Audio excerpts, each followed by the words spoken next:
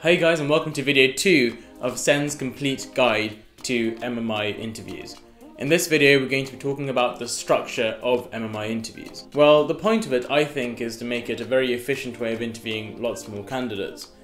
You have a room that has been divided into different sections. Usually the appearance will look like a typical office sort of environment. I'll put a photo here.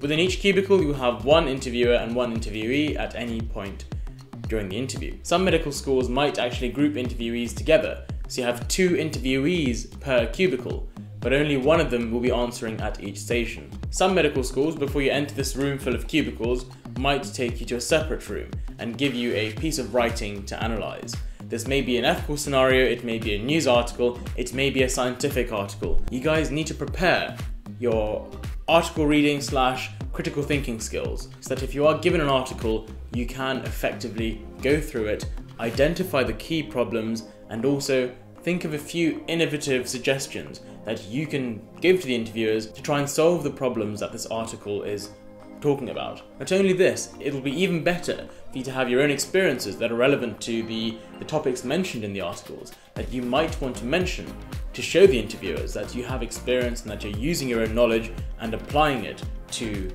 try and come up with new ways of solving problems. Fine, that's the article. You might get half an hour, you might get 45 minutes, you might even get an hour. When I was at King's, I think we had more than 45 minutes to analyse this article. Most people were half asleep by the end of it. So it's really relaxed, you look at the article, you make some notes on that, then you go into the interview room. You might spend around 6 or 7 minutes in each cubicle talking to the interviewer. You then come outside the cubicle and you will have a minute's break at least. They are really nice in giving you guys breaks to help you refresh your mind, to help you calm down, collect yourself, and then go and smash the next interview station. For most medical schools, the interviewers will not have seen your personal statement, and the medical schools might even say that to you. And this makes sense because if you think about it, the way MMI interviews are designed, it's for a fast-paced interview system that can interview many students in a small period of time. So it just doesn't make sense for interviewers to be reading every single person's personal statement. Your personal statement would have been read far earlier by the admissions teams when you had initially sent in your application. So people have read it, but maybe the interviewers may not have. So that's something else to keep in mind. So you go inside to the station, say hi to the interviewer, and each station will have its own theme. Whether it's an ethics station, whether it's a description station, whether it's a work experience station. Every station will have a theme of its own, and ultimately the interviewer will try and talk you through a problem and expect you to be a friendly, enthusiastic student who is attempting to give a good answer. Now, the best thing about the station-based approach for interviews is that you have multiple opportunities to strike a good first impression with the interviewers. Now, one of the most memorable things that one of my mentors told me when I applied to medical school was, Sen, interviewers form their first opinions within the first 10-20 seconds of you walking into the room, and from that point onwards they know whether they'll like you or not. So it's really important that you give off a good first impression in every single one of these stations. A happy interviewer who likes you is just simply more likely to give you a better mark. But okay, how can you give off a good first impression? Well, it's actually quite simple. You're going to be a doctor one day, you're going to be looking after patients one day, you're going to be interacting with many different people one day. So one of the best things that you can do is go in there with a nice big smile, look happy, be approachable, and shake their hand. You are going to these interviews to try and gain a medical school place, right? You're not giving them anything. Put yourself back into place and be as polite as you can. One more thing that I need to really make clear in this station video is smile at every single station. Even if the last station went horribly wrong and you're on the verge of tearing up, no. Don't let yourself do that. It's not the time to do it in the middle of your interviews. Put on a big smile and walk in confidently and politely. If you are a happy person and a smiley person, the interviewer will automatically associate you with being a clever, intelligent, calm person.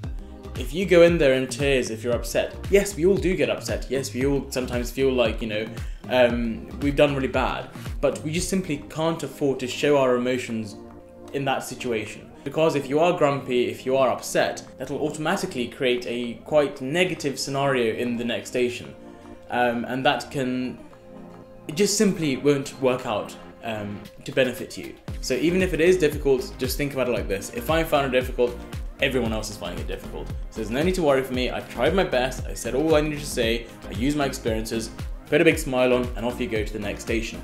So eventually you do station 1, station 2, station 3, station 4, station 5, station 6, you might even come back to your first interviewer for station 7, and then you're done. So roughly it's around 6 minutes times 7 stations, okay, 42 minutes plus 6 minutes in total breaks in between. So it's about a 50-minute interview, quite a long interview to be fair. But the fact that it's broken up between stations really helps a lot. Regarding water, different medical schools have different policies, but look into it. It might be good for you to take a bottle of water, because I think without you knowing, if your mouth becomes dry, you'll start struggling to speak, you'll start struggling to voice your opinions, and that can lead to slightly worse interview performance.